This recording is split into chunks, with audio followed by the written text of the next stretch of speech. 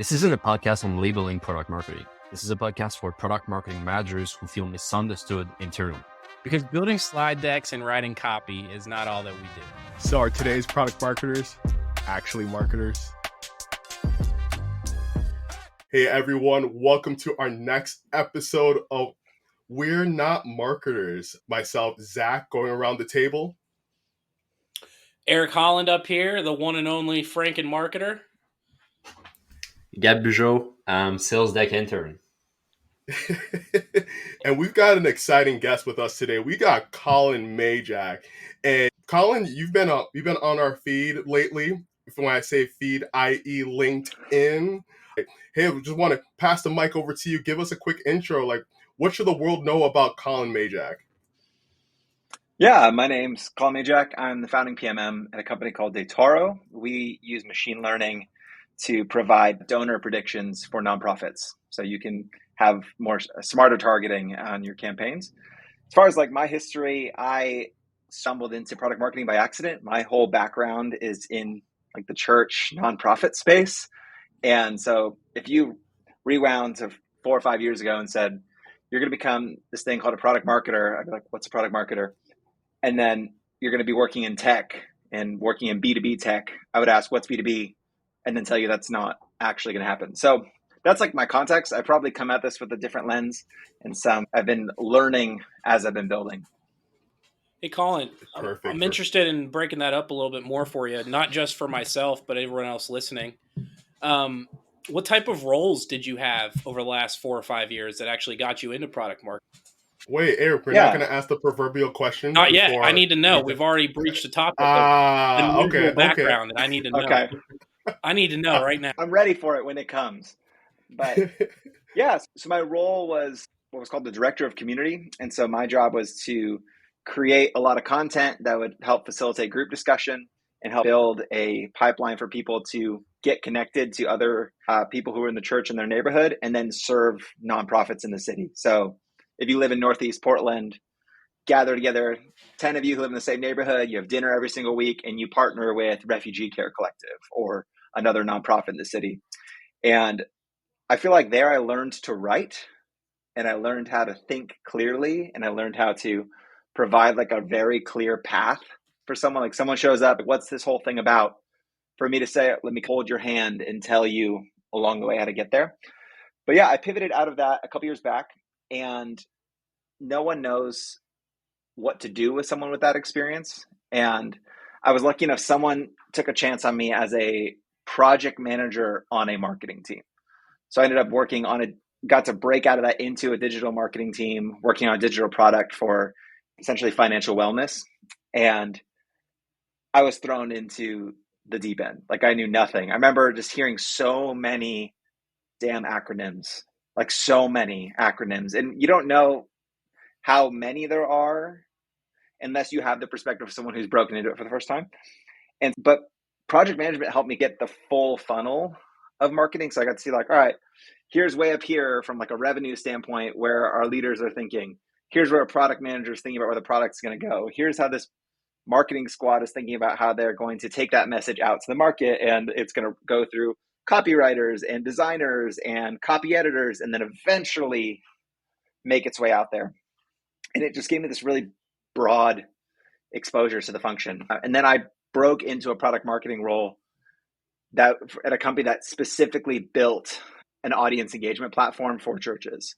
So kind of this convergence of like, all right, you know our customer really well.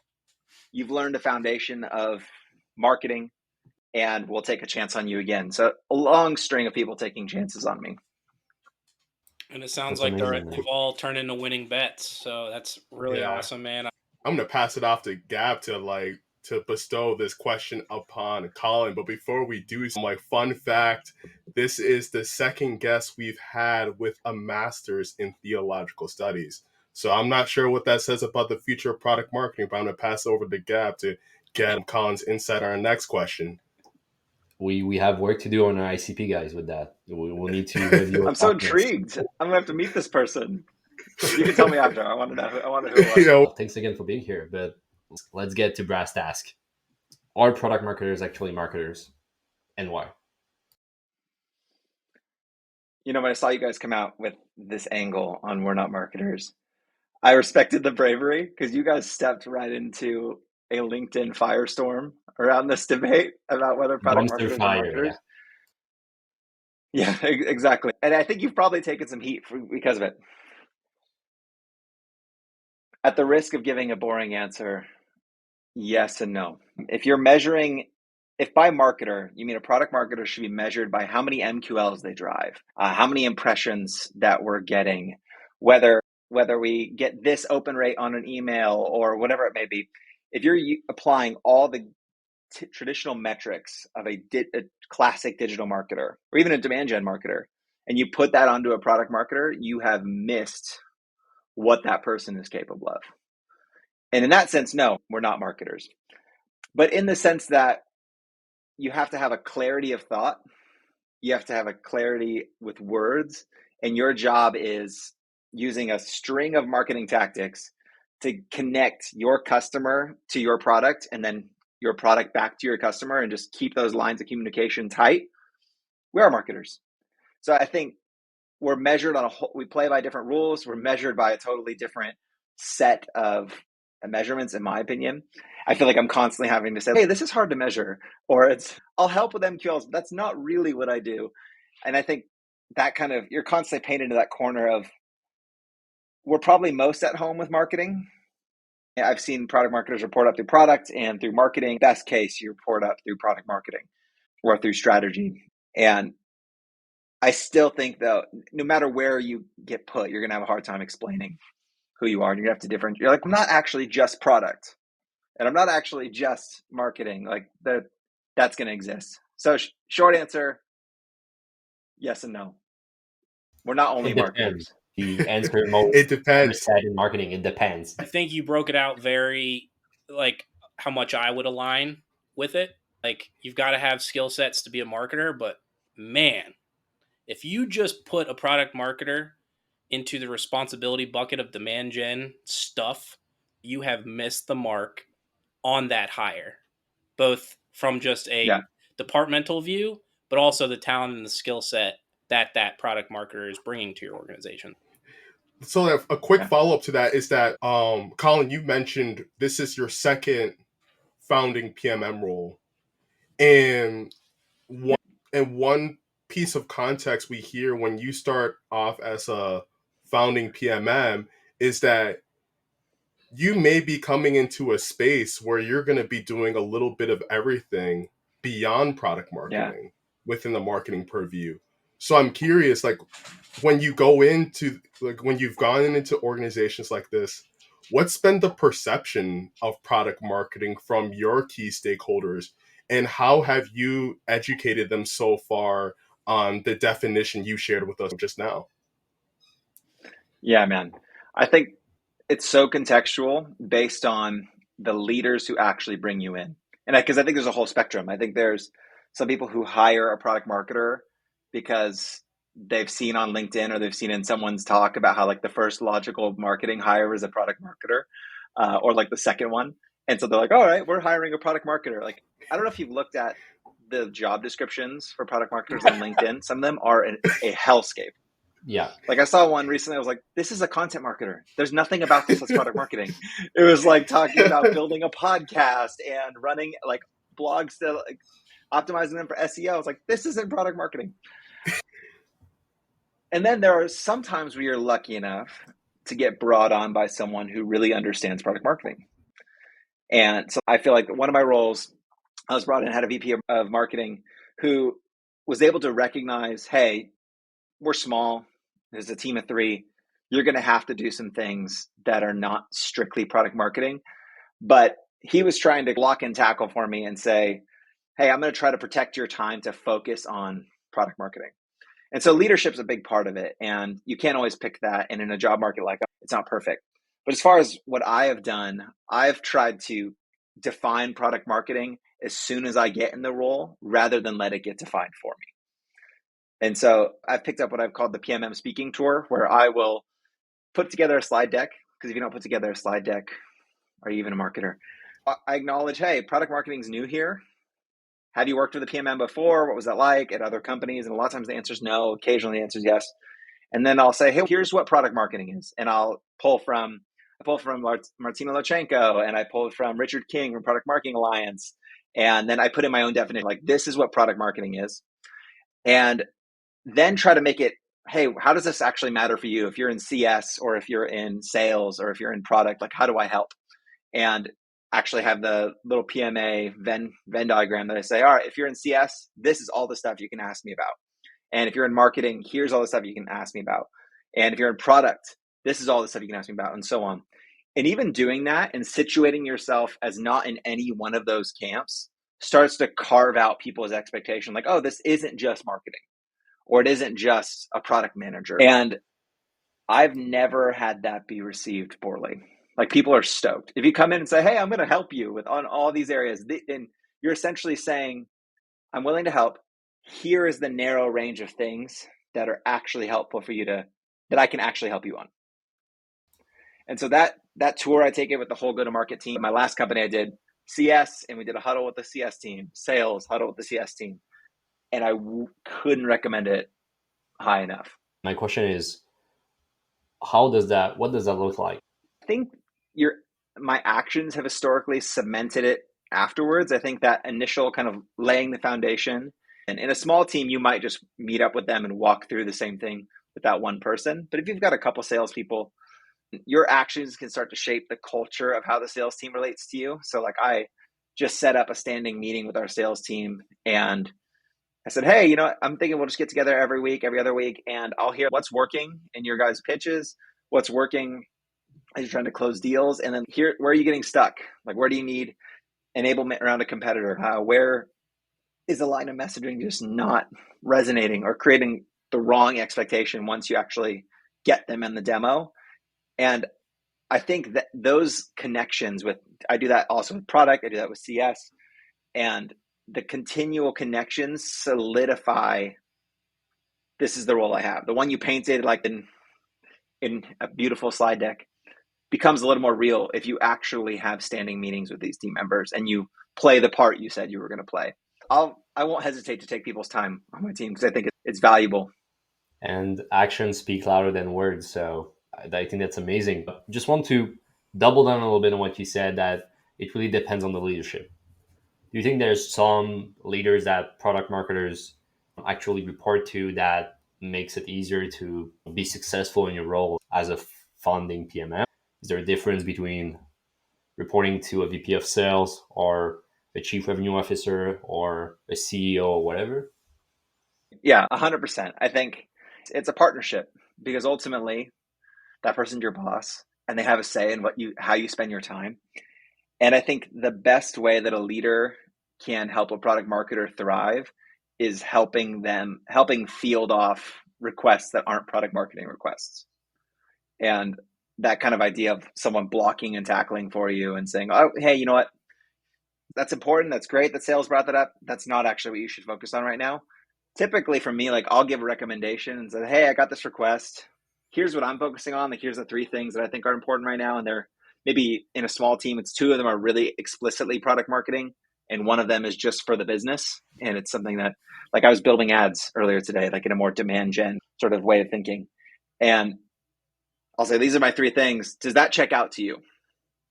And that leader validating that your kind of percentage of time should be allocated that way, where it's majority product marketing, that goes a really long way on whether you're actually going to succeed in that role. Yeah. Because, like, if they want you to be a demand gen marketer and you're just not, like, they're going to be bummed and you're going to be bummed. Oh, no, you're good. That was a follow-up to what you just shared here, Collin. Have you seen that leadership buy-in intrinsic in this current and prior roles? How do I word this in a way that's thoughtful?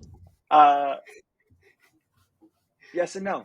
It's varied by the individual leader. So, like, I worked in a role where the VP of marketing totally got it, and the CEO, maybe, not really. But it sometimes depends. In a small team, you have someone who's over you who thinks like a marketer and understands product marketing. Like, having that buffer can go a really long way. In my current role, it's a lot of partnership and a lot of kind of back and forth between there are responsibilities that just have to keep going no matter what. Like our team is built in a certain way where they rely on MQLs in a certain way, and I have to pick up those responsibilities. But I can present and say, here's what I think is worth focusing on and why. How does that sit with you? I think product marketing a lot of times is about playing the long game. People say that about marketing. It's especially true for product marketing. Because if you go away and you interview customers and you come out with a really clear positioning and narrative around your product and like the right messaging, you're probably, I don't know, your funnel's probably not going to blow up with people buying your product in a day. Because your prospect needs to hear what you're saying about your product 5-10 times before it actually starts to stick. And so Yes. if you can persuade a leader to play a long game, that I think is like half the battle for actually carving out space to do PMM work. Collin, my man, I hate to tell you this, but our leaders don't want to hear that. They don't want to hear the long game. When you hire a product marketer, you better bring the revenue by yesterday. So I'm curious, like, how are you? Yeah, I'm like, what are you saying to these leaders to set this expectation? Because I can imagine when I had a similar conversation with a leader, like, it didn't bode too well. That's expectation. Yeah. It's a dance. I've heard the analogy before in relationships that you have a relational bank. And I think this is true in working relationships too, that you have to make deposits in that bank that actually cost you. And then eventually you can make some withdrawals. New role. I'm like 5 weeks into a new role. And I didn't come out the gate with let's talk long game.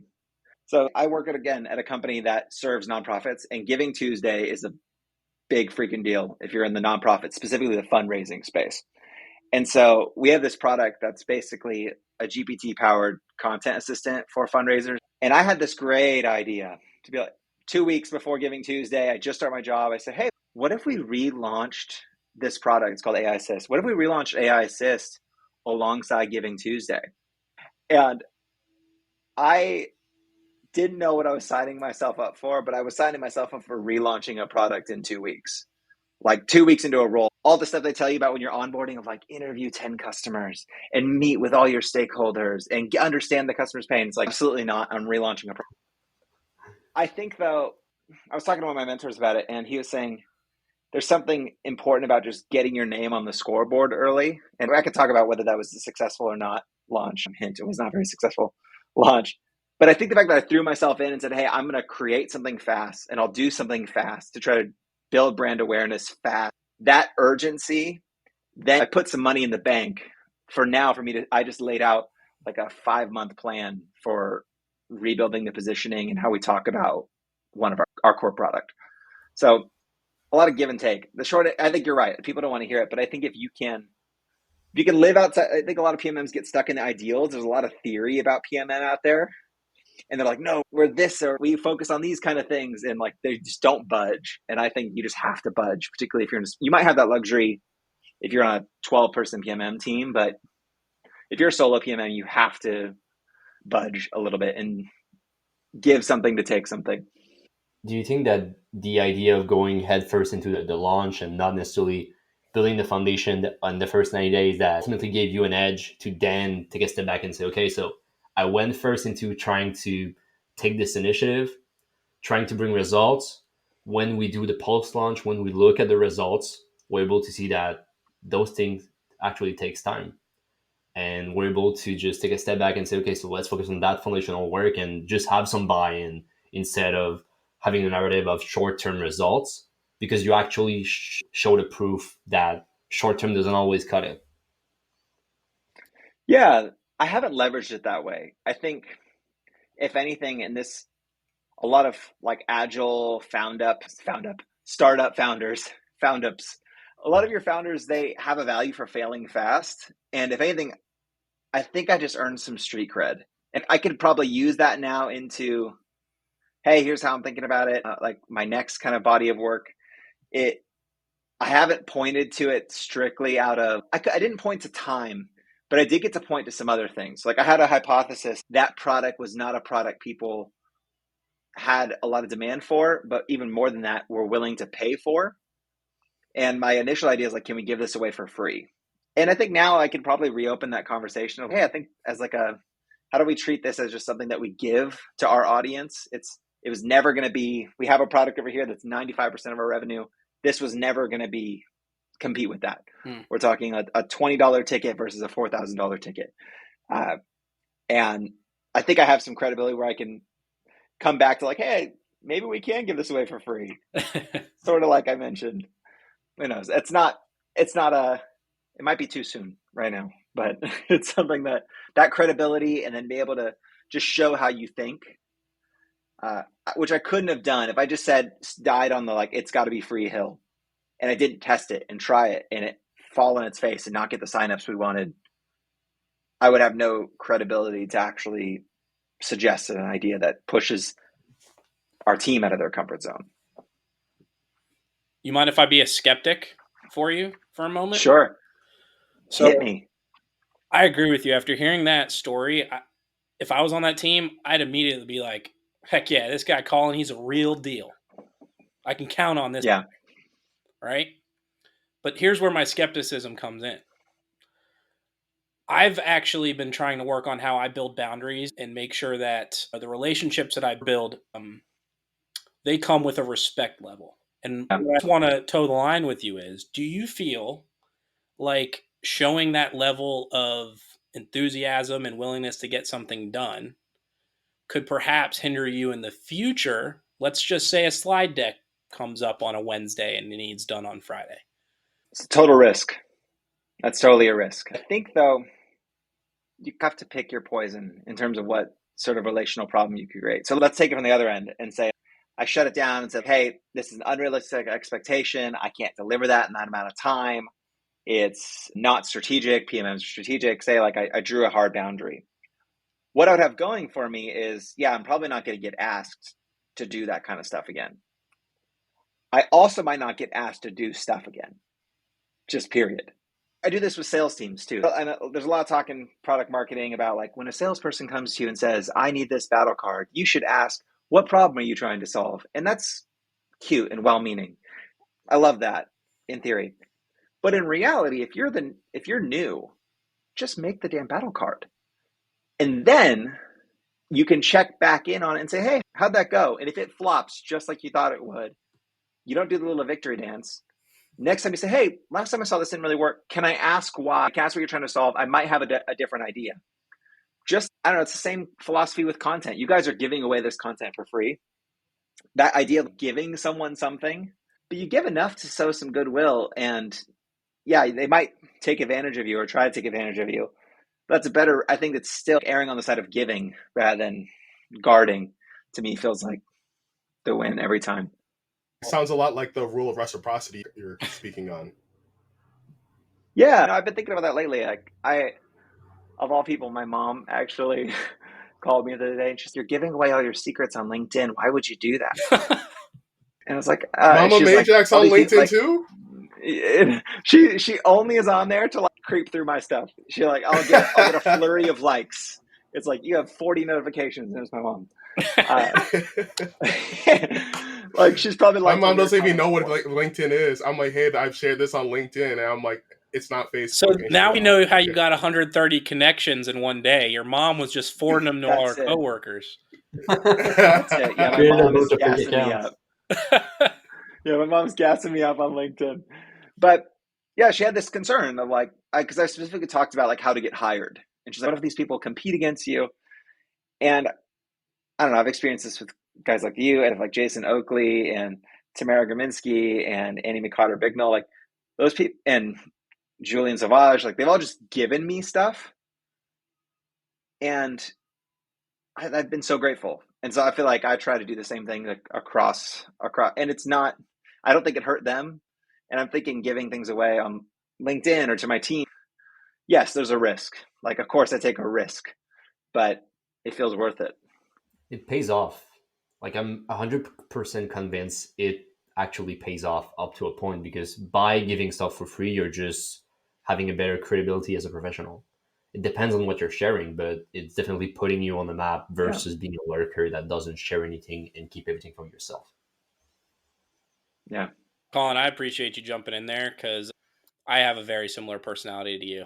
Like, I'll give my last dollar type deal to if someone needs it. I'm trying to figure out how do I balance out all of the needs that people have and my natural instinct to want to say, yeah, I got you. Don't you worry. That used to be a Christmas tree behind Eric before he see right there. But you see how much giving he's done. Yeah. Oh. Down to the last ornament. Given all the ornaments, all the pine needles, and now I'm stuck with Charlie Brown's miserable little... His actions speak right there. It's minimal. It's minimalistic. Yeah, that's exactly right. With all these Jordans behind me, very minimalistic. I was going to say, it's compensating for your Jordan collection behind you. He draws the line. That's the boundaries he was talking about earlier. He said, I'll give you the tree, but the Jordans stay. Yeah, we're not leaving the Jordans. I'm wondering what your product marketing boundary is, Eric. It's probably, I think it's like as long as I can have like sick animations, or as long as my tech stack, you don't touch user evidence or something like that. Like I'll do whatever you want. Just don't touch this. Dude, that's a hard line for me. You try to take user evidence, I'm going to have to start applying to some new companies. But no, I'd say honestly for me, I don't have one. That's my problem. Is I would just continually be the yes man. And it's, of course, definitely put me in a position that I'm in now where I'm doing a lot more digital. I'm doing a lot more demand gen. I'm doing a lot more content than what I'd like to do. That makes me think, do any of you follow Grant Duncan? He's really great follow on LinkedIn and VP marketing friend of mine. Grant Duncan, Duncan? He actually started as a product marketer and has moved now. He's in VP seat. And we were talking yesterday, and this is maybe a little overplayed, but I think it's still helpful. Like, he was essentially giving me some advice on juggling priorities and all the same stuff. And he was encouraged, like, hey, have you asked the question when you get a request from your boss? Have you asked the question like, hey, I'm okay with doing that. Are you okay if this is the trade-off? Mm. And I'm not great at that. Sometimes I'm just like, all right, there's only 3 days left in this week. I'm just going to cram it in this imaginary day. But I'm trying to get better at that. Because I think, Eric, I'm like you on that front, like where you can ask, yeah, I'm happy to try to stand up that plan or that battle card or whatever it may be, but it's going to push this back. Is that okay? And most of the time, they're not actually okay with it because your priorities are good, and they'll be like, oh, never mind, we'll find something different. Or they'll say, yeah, it's worth it. That's coming from a hypocrite. I've not done that yet. I'm trying to do that. That's all right. Then we're going to all try it together. Lightning round coming up next. Oh, did he? Lightning round. Lightning round? Oh, let's go. All right. So, Collin, every single guest gets a lightning round. The real purpose is to put you in a position to pick either or. You're not allowed to weasel your way out of it, and you've got to pick one of the solutions for each question. I've really liked. So I can't do what I did earlier. No. That was the freebie we gave you.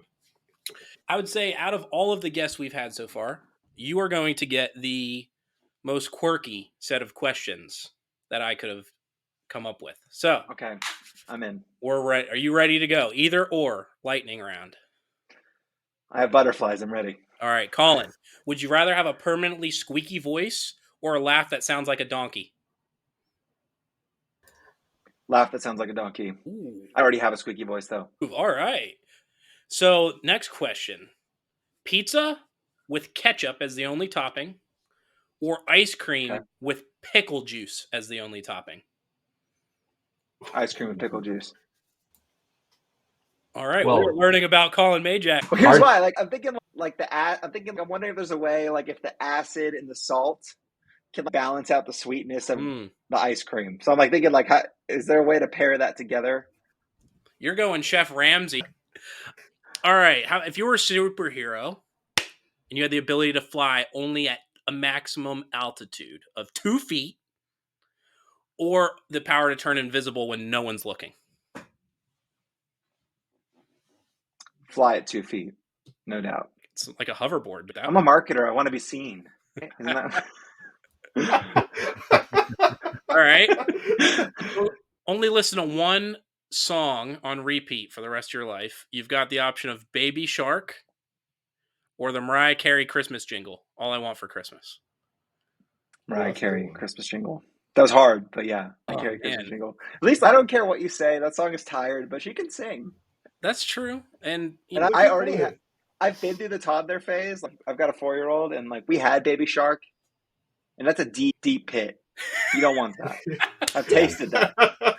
More good advice as I have a son on the way. No Baby Shark for him. Sounds good. If you could dodge that bullet and like the Wiggles, those are 2 bullets I'm just going to encourage you to try to dodge. Are they still on? Yeah, I think they have fruit salad. They've cycled through the cast. Yummy, yummy. Yeah, I used to watch that. Oh, yeah. All right, so next question. Would you rather have hair made of spaghetti that regrows when you eat it, or you can only wear a traffic cone on your head when you go out in public? I think the spaghetti hair seems like an option. I have no hair currently, so that feels like it might be like a move in the right direction.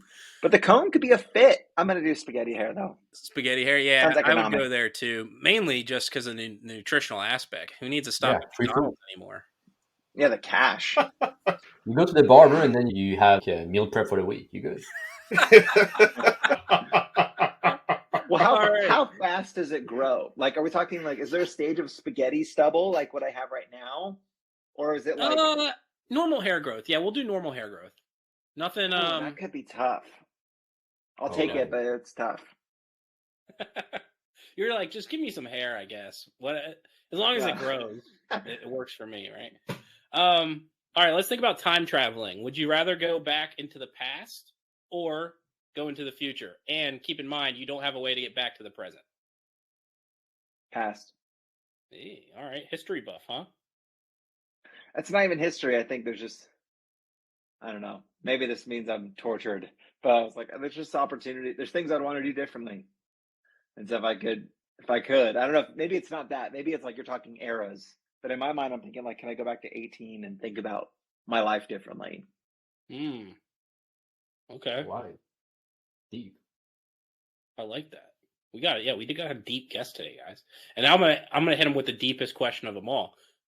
You've got a third eye. You get your choice. Have it in the middle of your forehead, and you can see into the future, or put it in the back of your head and hear what everyone's thinking. Oh, middle of my head, seeing in the future. Well, yeah, if we're talking about sheer value, if it's in the back of my head, can I hide it with a hat? Oh, yeah. You can keep it hidden. There's no reason to show it to the world. It's more of the gain that you get, right? I don't want to know what everyone's thinking. In the future, or you get to know what your wife's thinking when she says, "I'm fine." Imagine planning your launch with the eye in the forehead. That would be amazing, man. Always just hitting home runs. Unless the launch feature was bad, right? That'd be useful. It would be super useful. All right, cool. Now, Collin, thank you for joining the uncomfortable lightning round of either or. I think you did very well, and you let the audience know more of you as a gentleman. So I appreciate that, man. I'm honored. I was definitely expecting marketing questions or product marketing questions there. So that was a refreshing. That's why I threw a curveball. I did that the last 2 times. I don't know, Collin. Read the title of the podcast, man. I was about to say that. No, but you do. I will say this, especially for our listeners, make sure you watch Anthony Pieri's episode where I give him a full 2 minutes of torture, the most painful torture you've ever seen for someone who spends their day in positioning and messaging. I can't wait for him. Amazing. Thanks again for your time, Collin. I think it was an amazing episode, and we're stoked. We're really stoked to have you. And it's a pleasure, guys. But before you hop, Collin, we already know Mrs. Mayjack knows how to stay connected with you. But for our guests that want to follow along, or what more you can share about your journey at Dataro, your being a founding product marketer, and any other insights beyond that couldn't be shared here today. Yeah. How do we connect with you? Yeah, right now, the only real place to find me on that level would be LinkedIn. I have some other stuff in the works. But yeah, you can follow me, connect with me on LinkedIn. My last name is month of May, Jack of all trades, Mayjack. So it's probably the only one on there. I think it's the only one on there. So yeah, Collin Mayjack on LinkedIn. Yeah, amazing. Definitely give him a follow if you want some really good practical. And that's Collin with 2 L's, right? Oh, I didn't mean to cut you off. 2 L's. Oh, that's an important distinction. Nearly dodged a bullet there. No, it's 2 L's. Okay. You can't trust them if they've got one. Yeah. They're going to be connected with the wrong Collin Mayjack if we didn't have that clarification. Well, Collin, thank you again, man. I know I personally love this call, learned a lot myself, and it was really cool to just really pull the curtain back on you and see what your life's like, man. So appreciate you. Likewise, guys. This feels overdue, and I'd love to chat again sometime. Talk to you soon. Looking forward to it. Take care, man.